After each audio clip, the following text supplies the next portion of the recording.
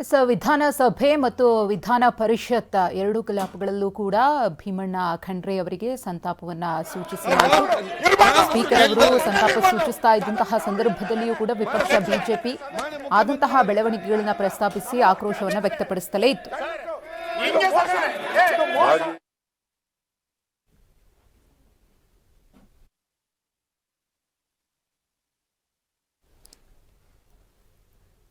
ರಾಜ್ಯಪಾಲರು ರಾಜ್ಯ ಸರ್ಕಾರದಿಂದ ಕೊಟ್ಟಂತಹ ಭಾಷಣವನ್ನು ಓದದೆ ಹೊರ ನಡೆದ್ರು. 3 ವಾಕ್ಯಗಳಲ್ಲಿ ತಮ್ಮ ಭಾಷಣವನ್ನು ಮುಗಿಸಿ ಅದು ಸಾಕಷ್ಟು ಬೆಳವಣಿಗೆಗಳಿಗೆ ಕಾರಣವಾಯಿತು. ಇನ್ನು ಕಲಾಪದ ಸಂದರ್ಭದಲ್ಲೂ ಕೂಡ ಕಾನೂನು ಸಚಿವ ಎಚ್.ಕೆ. ಪಾಟೀಲ್ ಅವರು ಗವರ್ನರ್ನ ನಡೆಯನ್ನು ಖಂಡಿಸಿದ್ರು. ಅವರು ಆ ರೀತಿ ಹೊರ ನಡೆದಿದ್ದು ಎಷ್ಟರ ಮಟ್ಟಿಗೆ ಸರಿ, ರಾಜ್ಯಪಾಲ ಹೊತ್ತಿಗೆ ಅವರು ಕೊಟ್ಟಂತಹ ಗೌರವನ ಅದು ಅಂತ ಹೇಳಿ ಪ್ರಶ್ನಿಸಿದ್ರು. ಸಿಎಂ ಅವರು ಮಾತನಾಡ್ತಿದ್ದಾರೆ, ನೋಡೋಣ. 103 ವರ್ಷಗಳ ಕಾಲ ಬದುಕಿದ್ರು. ಅವರು 4 ಬಾರಿ ಶಾಸಕರಾಗಿ, ಈ ಮನೆಯ ಶಾಸಕರಾಗಿ, 2 ಬಾರಿ ವಿಧಾನ ಪರಿಷತ್ ಸದಸ್ಯರಾಗಿ, ಒಮ್ಮೆ ಮಂತ್ರಿಯಾಗಿ ಕೆಲಸ ಮಾಡಿದ್ದಾರೆ. ಅವರು ಬಹಳ ಆರೋಗ್ಯ ಮತ್ತು ಶಿಕ್ಷಣ ಎರಡರಲ್ಲೂ ಕೂಡ ಹೆಚ್ಚು ಪ್ರಾತಿನಿಧ್ಯವನ್ನು ಹೊಂದಿಸಿದವರು. ಆಮೇಲೆ 1953ರಲ್ಲಿ ಬಾಲ್ಕಿ ಪುರಸಭೆಯ ಅಧ್ಯಕ್ಷರಾಗಿದ್ದರು. ಆಮೇಲೆ 62ರಲ್ಲಿ MLA ಆದರು. ಅಲ್ಲಿಂದ ಬಹಳ ಪ್ರಮುಖವಾಗಿ ಬಹಳ ನೇರ ನುಡಿಯ ಸ್ವಾಭಿಮಾನದ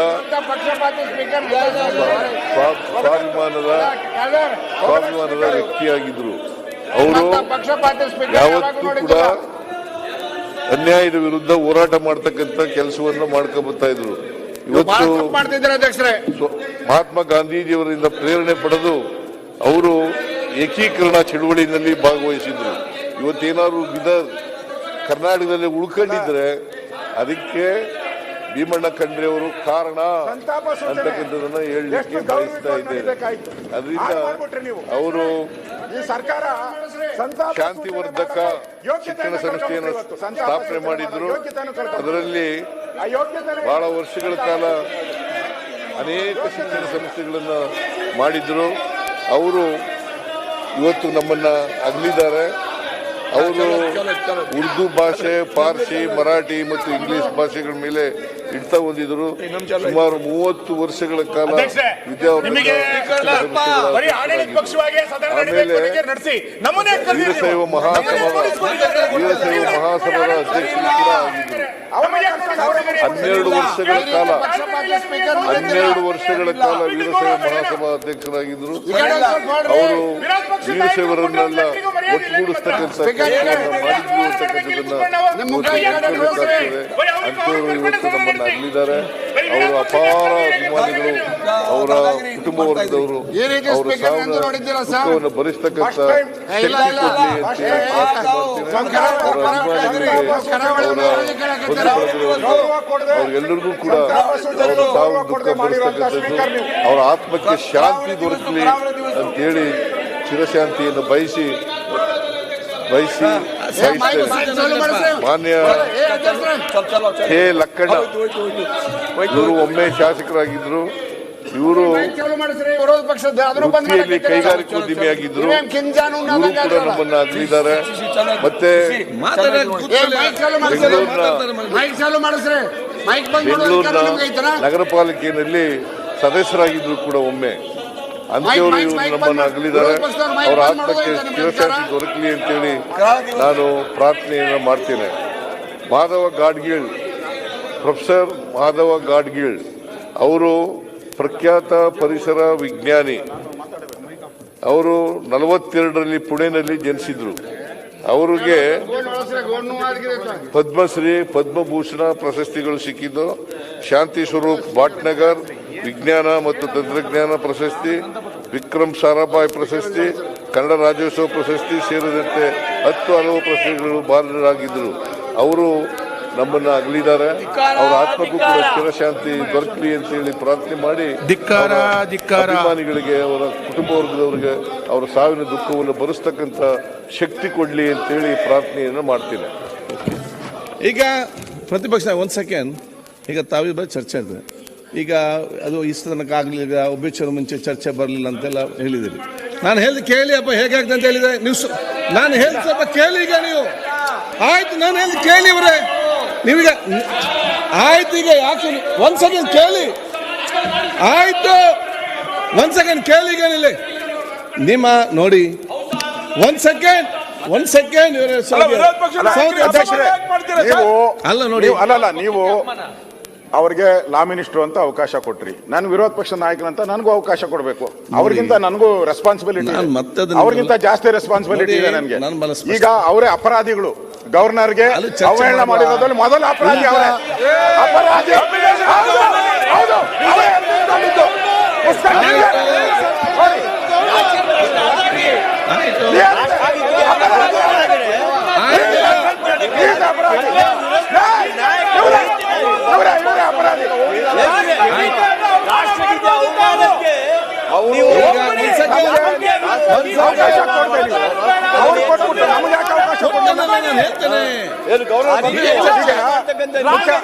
ಮುಖ್ಯಮಂತ್ರಿಗಳು ಒಂದ್ ಸೆಕೆಂಡ್. ಆಯ್ತು, ಚರ್ಚೆ ಬೇಡ. ಈಗ ಒಂದ್ ಸೆಕೆಂಡ್. ಈಗ ಎಲ್ಲ ಸದಸ್ಯರಿಗೆ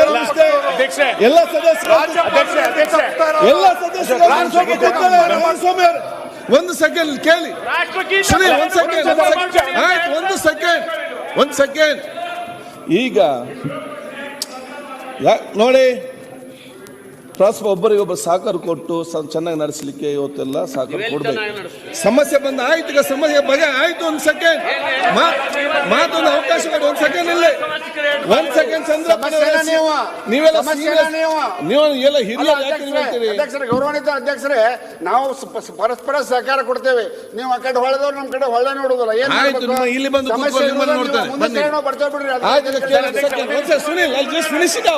ಒಂದು ಸೆಕೆಂಡ್. ಇಲ್ಲಿ ಸೀನಿಯರ್ಸ್ ಮಾತಾಡ್ತಾರೆ, ಯಾಕೆ ಒಂದು ಸೆಕೆಂಡ್. ಈಗ ನೋಡಿ, ಈಗ ಒಂದು ಪಾವಿತ್ರ್ಯತೆ ಅಭಿವೃದ್ಧಿ ಕಾರ್ಯಕ್ರಮ ನಡೀತಾ ಇದೆ. ಒಂದು ಎರಡನೇ ಸಂದರ್ಭದಲ್ಲಿ ಅಲ್ಲಿಗೆ ಸಂತಾಪ ಸಂಬಂಧಪಟ್ಟಿಗೆ ಬಂದಾಗ ಕಾನೂನು ಸಚಿವರು ಕೆಲವು ಮಾತಾಡೋ ವಿಚಾರ ಅಂತ ಹೇಳಿ ಎಲ್ಲದಕ್ಕಿಂತ ಮಿಗಿಲಾಗಿ ರಾಷ್ಟ್ರಗೀತೆ ಇರುವಂತದ್ದು, ಅದರ ಬಗ್ಗೆ ಅವರು ಹೇಳಿ. ಒಂದ್ ಸೆಕೆಂಡ್ ಮಾತಾಡ್ತೀನಿ.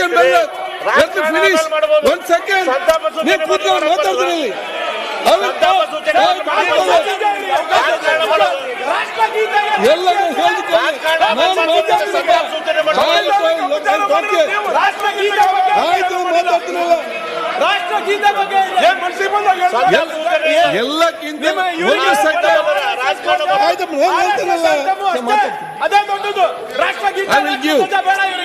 ಈಗ ಒಂದು ಸೆಕೆಂಡ್ ಅವರೇ, ಯಾಕೆ ಜಾರ್ಜ್ ಅವರೇ, ನೀವೆಲ್ಲ ಚರ್ಚೆ ಮಾಡಿ ಕೇಳಿದ್ದೇನೆ. ನಿಮ್ದೀಗೇನಿದೆ, ಅಭ್ಯುಚರ್ ಮುಂಚೆ ನೀವು ಯಾಕೆ ಬೇಗ ತಗೊಳ್ಬಿಟ್ಟು ಇಷ್ಟು ತನಕ ಯಾರು ಕೂಡ ತಗೊಳ್ಳಿಲ್ಲ. ಚರ್ಚೆ ಅಭ್ಯುಚರಿ ಮುಂಚೆ ಯಾರಿಗೂ ಚರ್ಚೆ ಮಾಡಲಿಲ್ಲ. ಇದು ನೀವು ಸರಿಯಲ್ಲ, ನೀವು ನಿಯಮ ಉಲ್ಲಂಘಿಸಿದ್ದೀರಂತ ನೀವೆಲ್ಲ ಚರ್ಚೆ ಮಾಡಿ ಮೇನ್ ವಿಚಾರ ಮೇನ್ ಇರುವುದು ಅಲ್ಲೀಗ ಅಲ್ವಾ? ನಾನೇ ಅಲ್ಲ, ನನ್ನ ತಂದೆ ಶಾಸಕರಾಗಿದ್ದರು, ಅವ್ರು ಸೆಟ್ಟಿಂಗ್ ಮ್ಯಾನ್ ತೀರಿ ಹೋದ್ರು. ಅವರ ಸಂತಾಪ ಆಗೋ ಕೂಡ ಸಬ್ಜೆಕ್ಟ್ ಚರ್ಚೆ ಆಯಿತು. ನೀವು ತಗೊಳ್ಳಿ ಹಿಸ್ಟ್ರಿಯಲ್ಲಿ ರೆಕಾರ್ಡಲ್ಲಿ sitting member of the house ಅವರಿಗೆ ಸಂತಾಪ ಸೂಚನೆ ಮಾಡೋ ಮುಂದೆ ನೋಡಿ ಚರ್ಚೆ ಆಯಿತು. ಅದು ಇಲ್ಲ ಅಂತ ಒಂದು ಸನ್ನಿವೇಶ ಏನೋ ಚರ್ಚೆ ಆಗ್ತದೆ. ಈಗ ವಿಚಾರ ಏನಿದೆ, ನಾನು ನಿಮ್ಗೇನು ಕೊಟ್ಟಿದ್ದೀನಿ, ಒಂದು ಸೆಕೆಂಡ್ ನೀವು ಅರ್ಥ ಆಯ್ತು. ಸಂತಾಪ ಸೂಚನೆಗಿಂತ ಮುಂಚೆ ವಿಷಯಗಳನ್ನು ತಗೊಳ್ಬೇಡಿ ಅಂತ ನಾವು ಹೇಳ್ತಾ ಇದ್ವಿ. ನೀವು ತಗೊಂಡಿದ್ದೀರಿ ಅಂತ ಹೇಳಿದ್ರು. ನೀವು ಮಾನ್ಯ ಕಾನೂನು ಸಚಿವರ ವಿಷಯವನ್ನ ತೆಗೆದುಕೊಂಡ ನಂತರ ಮಾನ್ಯ ವಿರೋಧ ಪಕ್ಷದ ನಾಯಕರ ಮಾತನ್ನು ಕೂಡ ಕೇಳಬೇಕು. ವಿರೋಧ ಪಕ್ಷದ ನಾಯಕರ ಮಾತನ್ನು ಕೇಳಲಿಕ್ಕೆ ತಯಾರಾಗದಲ್ಲೇ ದಿಢೀರ್ ಅಂತೇಳಿ ಸಂತಾಪ ಸೂಚನೆ ಮಾಡಿದ್ರೆ ಹೆಂಗೆ? ಒಂದು. ಎರಡನೇದು, ಮಾನ್ಯ HK ಪಾಟೀಲ್ರು ಕಾನೂನು ಸಚಿವರು ರಾಷ್ಟ್ರಗೀತೆಗೆ ಅಪಮಾನ ಮಾಡಿದ್ರು ಅಂತ ರಾಜ್ಯಪಾಲರ ಬಗ್ಗೆ ಉಲ್ಲೇಖ ಮಾಡಿದ್ರು. ಇದೇ ಕಾಂಗ್ರೆಸ್ ಪಾರ್ಟಿ ಹುಬ್ಬಳ್ಳಿಯಲ್ಲಿ ರಾಷ್ಟ್ರಧ್ವಜನ ಹಾರಿಸಲಿಕ್ಕೆ ಬಿಡ್ಲಿಲ್ಲ. ನಾಚಿಕೆ ಆಗಬೇಕು ಇವರಿಗೆ.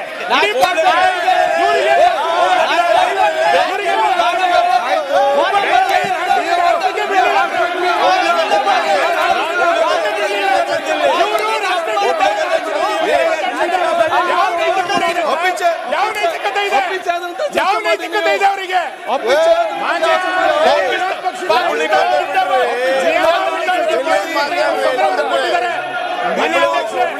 ನಿಯಮಾವಳಿಗಳ ಪ್ರಕಾರ ದಯಮಾಡಿ ಅರ್ಥ ಮಾಡ್ಕೊಳ್ಳಿ.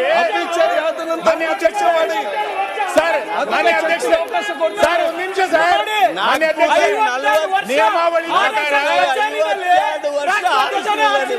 ಸರ್ ನೀವು ಹೇಳ್ತಾ ಇದ್ದೀರಿ 52 ವರ್ಷ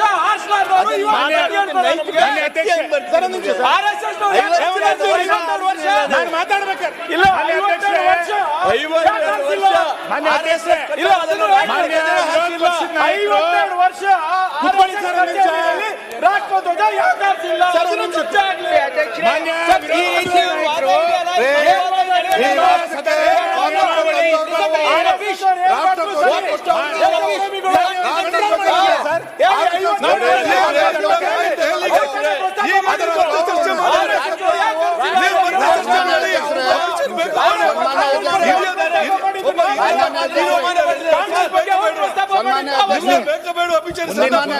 ಒಂದು ಸದನದ ಹಿರಿಯ ವರ್ಷ 25 ವರ್ಷ ತೀರೋಗಿದ್ದಾರೆ. ನಿಮ್ಗೆ ಬೇಕಾ ಬೇಡ? ಅವ್ರು ಏನ್ ಬೇಕಾದ್ರೂ ಮಾತಾಡ್ತಾರೆ. ನಿಮ್ಗೆ ಬೇಕಾ ಬೇಡ? ನಿಮ್ಗೆ ಸಂತಾಪ ಬೇಕಾ ಬೇಡ? ಯಾಕೆ ಮಾತಾಡ್ತೀರಿ? ಅವ್ರು ಮಾತಾಡ್ಲಿ. ನೀವ್ ಯಾಕೆ ಮಾತಾಡ್ತೀರಿ? ಸಂತಾಪ ಸೂಚನೆ ಬೇಕಾ ಬೇಡವಾ ಹೇಳಿ? ಅವ್ರು ಚರ್ಚೆ ಮಾಡ್ತಾರೆ. ನಿಮ್ಗೆ ಬೇಕಾ ಬೇಡವಾ? ನಾನು ಒಪ್ಪಿಲ್ಲ ಸ್ವಾಮಿ. ನೀವು ಪ್ರಿಯಾಂಕ ಅವ್ರೆ,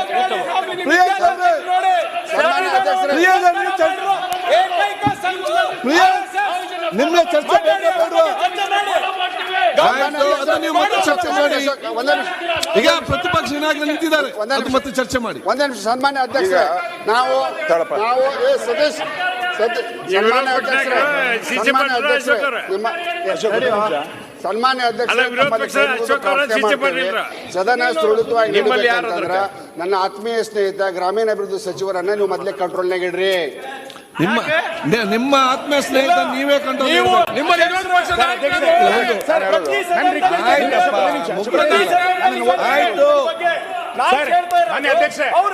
ಈಗ ನಿಮ್ಗೆ ಸಂತಾಪ ಸೂಚನೆ ಬೇಕಾ ಬೇಡವಾ ಹೇಳಿ? ಅವ್ರನ್ನ ನೋಡ್ಬೇಡಿ. ನಿಮ್ಗೆ ಅಭಿಚಾರ ಬೇಕಾ ಬೇಡವಾ? ಕಾನೂನು ಸಚಿವರು ಮಾತಾಡಬಾರ್ದ? ಅಭಿಚಾರ ಬೇಕಾ? ಆಯ್ತು, ಅದು ನಾವು ಹೇಳ್ತೇವೆ. ನೀವೇ ಆಯ್ತು, ಸಂತಾಪ ಸೂಚನೆ ಬೇಕಾ ಬೇಡವಾ ಹೇಳಿ? ಅವ್ರು ಮಾತಾಡಿ, ನೀವೇ ಮಾತಾಡ್ಬೇಕು. ಅಲ್ಲ, ನೀವು ಕೂತ್ಕೊಳ್ಳಿ. ನೀವೇ ಮಾತಾಡ್ಬೇಕು. ನಿಮ್ಗೆ ಸಂತಾಪ ಸೂಚನೆ ಬೇಕಾ ಬೇಡವಾ? ಒಂದು ಹಿರಿಯರು 100 ಆದಂತ ಹಿರಿಯ ನಾಯಕರು ನಮ್ಮ ನಗಲಿದ್ದಾರೆ. ಅವ್ರಿಗೆ ಬೇಕಾ ಬೇಡವಾ? ನಾಳೆ ನಮ್ಮ ಮನೆಯವರು ಏನ್ ಪರಿಸ್ಥಿತಿ ಆಗ್ಬೋದು?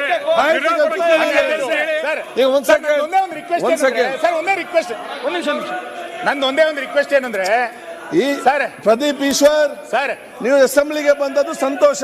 ಅದು ಈ ರೀತಿಯದ್ದು ನೀವು ಕೂತ್ಕೊಳ್ಳಿ. ಪ್ರದೀಪ್ ಅವರೇ, ಪ್ರದೀಪ್ ಸರ್, ನಂದು ಒಂದೇ ಒಂದು ರಿಕ್ವೆಸ್ಟ್ ಏನಂದ್ರೆ, ನೀವು ಪ್ರದೀಪ್ ಅವರೇ ಸರ್, ಸದನ ತನ್ನ ನಿಯಮಾವಳಿಗಳ ಪ್ರಕಾರ ನಡಿಬೇಕು. ಮಾನ್ಯ ವಿರೋಧ ಪಕ್ಷದ ನಾಯಕರು ಅವ್ರು ಮಾತಾಡ್ ಕೂತ್ಕೊಳ್ಳಿ. ಮಾನ್ಯ ವಿರೋಧ ಪಕ್ಷದ ನಾಯಕರು ಈಗಾಗಲೇ ಒಂದು ಪತ್ರವನ್ನ ನಿಮಗೆ ಕೊಟ್ಟಿದ್ದಾರೆ. ನಿಯಮ 27 ಏನ್ ಹೇಳ್ತಾ ಇದೆ ನಿಮಗೆ ಕೊಟ್ಟಿದ್ದಾರೆ. ಆ ವಿಷಯ ಪ್ರಸ್ತಾಪ ಮಾಡಕ್ಕೂ ನೀವು ಬಿಡಲ್ಲ ಅಂತಂದ್ರೆ ಸದನ ಹೆಂಗ್ ನಡೆಯುತ್ತೆ? ನಾವ್ ಹೇಳ್ತಾ ಇರೋದೇನು ಅಂತ ಕೇಳಿದ್ರೆ, ನೀವು ಎಚ್ ಕೆ ಪಾಟೀಲ್ ವಿಷಯ ಪ್ರಸ್ತಾಪ ಮಾಡಿದ ನಂತರ ವಿರೋಧ ಪಕ್ಷದ ನಾಯಕರಿಗೂ ಒಂದು ಶಬ್ದ ಮಾತಾಡ್ಲಿಕ್ಕೆ ಕೊಡ್ಬೇಕಲ್ಲ. ರಾಷ್ಟ್ರಗೀತೆ ವಿಧಾನಸೌಧದ ಒಳಗೆ ಗೆದ್ದವರು ಪಾಕಿಸ್ತಾನ ಘೋಷಣೆ ಕೂಗಿದಾಗ ಇವ್ರು ಏನು ಅನ್ನಿಸ್ತಾ ಇಲ್ಲ. ಇಂಥವರು ರಾಷ್ಟ್ರಗೀತೆ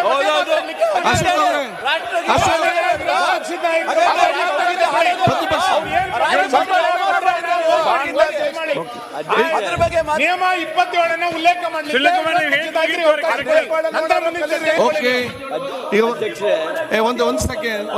ಒಂದ್ ಸೆಕೆಂಡ್.